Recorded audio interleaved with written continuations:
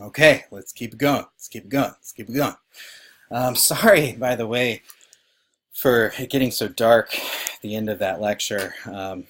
It's getting to be dark here, so should be brighter now.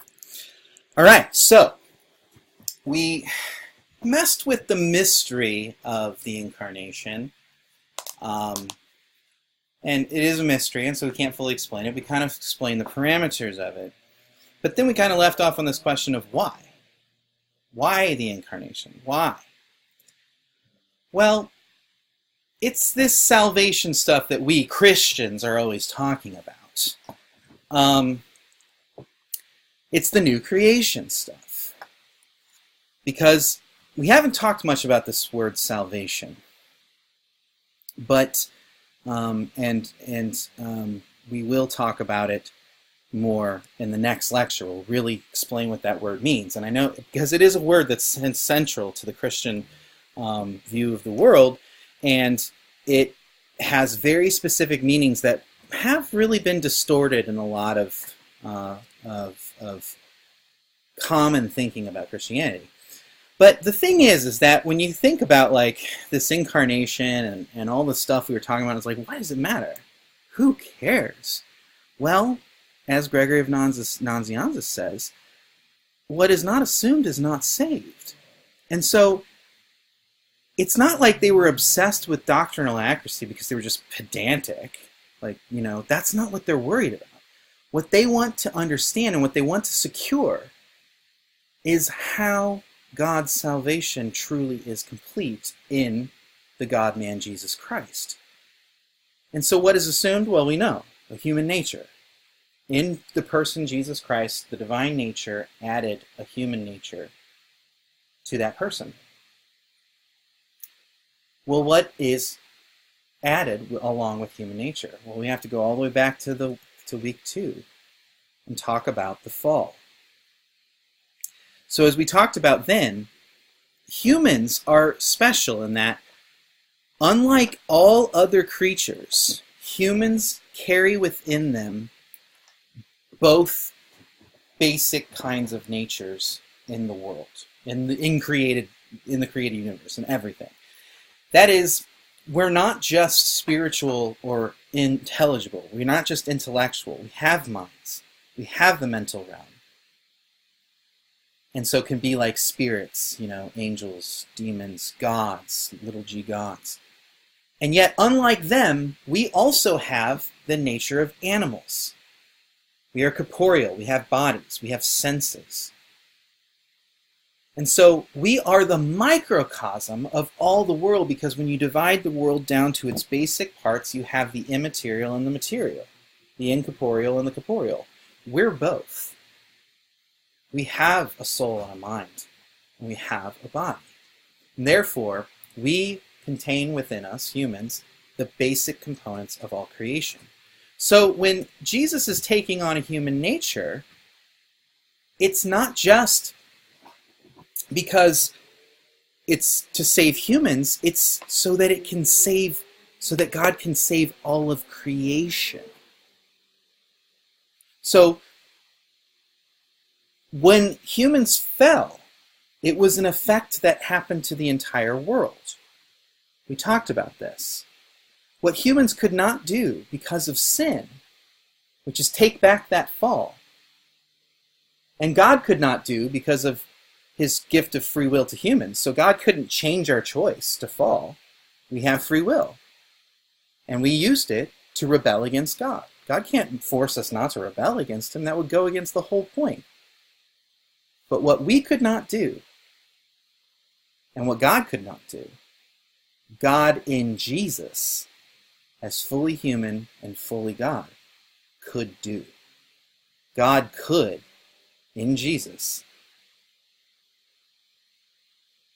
freely accept the gift of creation and not sin, and then God did not have to change the human will, but could save that human. And therefore, in Christ, all of creation is now being redeemed and restored. And so salvation is not something that's just happening in individuals here, there, and there, and there, and there. Salvation is something that's happening to the entire cosmos. When the fall happened, something in the cosmos broke. And it was just spiraling out of control since then. In Jesus, all of that was stopped and now is being brought back together. Because God is represented in Jesus, and all of creation is represented in Jesus and Jesus' humanity. And that is why Christ is the perfect mediator between God and humans. So this is what Paul is saying. That the creation, it's not just that things went bad with the fall just with humans. No, as Paul says here in Romans, the creation was subjected, I'm right here, to futility, not willingly, but because of him who subjected it. And there's an interesting thing here happening in the Greek. Who is the him? Well, it's humans. It's not God. In hope that creation itself would be set free from its bondage to corruption and obtain the freedom of the glory of children of God. For the whole creation, we know that the whole creation has been groaning together in the pains of childbirth until now.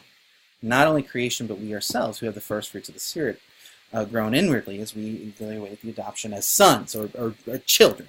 The ESV doesn't do the politically correct, gender words. But creation itself broke with the microcosmic action of the fall. The microcosm being in the microcosm broke down. And so Jesus, in his humanity, is responding as creation to God. So this is weird, I know. But Jesus is mediating God to us and mediating us to God. Only a divine person can do that. But only a human can be mediated to God. And so Christ has to be both. And so he is the only true and faithful human. He lived without sin. And so as Paul says, he's the new Adam. The new first human. A new humanity is being created in Jesus because he did what Adam should have. And because Adam didn't do what he should have, we couldn't do it on our own. We needed to be saved. By God becoming human in Jesus Christ, God can be the new Adam who acts rightly towards God and thus fulfills what humans are supposed to be. And so in Jesus, the problem truly has become the solution. By God taking up humanity, God does not just not abandon the problem to destruction. God takes the problem and turns it into the solution by turning it into what he had always intended when he first created humans. The perfect, true, faithful human, Jesus Christ. So when we say that Christ is fully God and fully human, we also mean fully human in a way that we yet are not. Because to be fully human, to be fully what God intended, to be fully human, you must be sinless. Now this is weird, I know. People are like, oh, what? We're supposed to be perfect? No. That's not what I'm saying about you now. I'm saying that you were meant, though, to not be a sinner. God did not create humans to be sinners. God did not create humans to do evil. That's not why God created humans. You were not meant to be sinners. But we did it with our free will. So Jesus, by not being a sinner, is actually more human than us. Because he's acting as the human is supposed to act. And so, in a weird way, God has put his money where his mouth is. He said that he would save creation, and he did it by becoming creation in our stead. By becoming humans in our stead. And so, Jesus' message of love the other and love your enemies, that's no vain platitude. God loved his enemies. We turned against God in the fall. and we have been rebelling against God ever since. Christ came and became human, denigrated himself, fully God, became a lowly human. It's just amazing. It's so cool. Became a human so that instead of us being represented as a bunch of sinners to God, he could represent us as the sinless, perfect human to God. And so in that way take our place. As Paul says, for as while we were still enemies, we were reconciled to God through the death of his Son, much more surely, having been reconciled, we would be saved by his life. That life is the resurrection.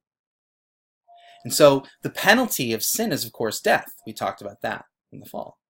By Christ, as a human, undergoing death, but not being sinful, paying the punishment, and then being raised again, Christ renews creation. And so, as N.T. Wright says, there are a lot of in the pagan world, this is not in your book, this is in another book, there were many clubs, associations, various guilds and groupings of this kind and that kind, including, I would say, he doesn't add this, but religions and philosophies and all kinds of things.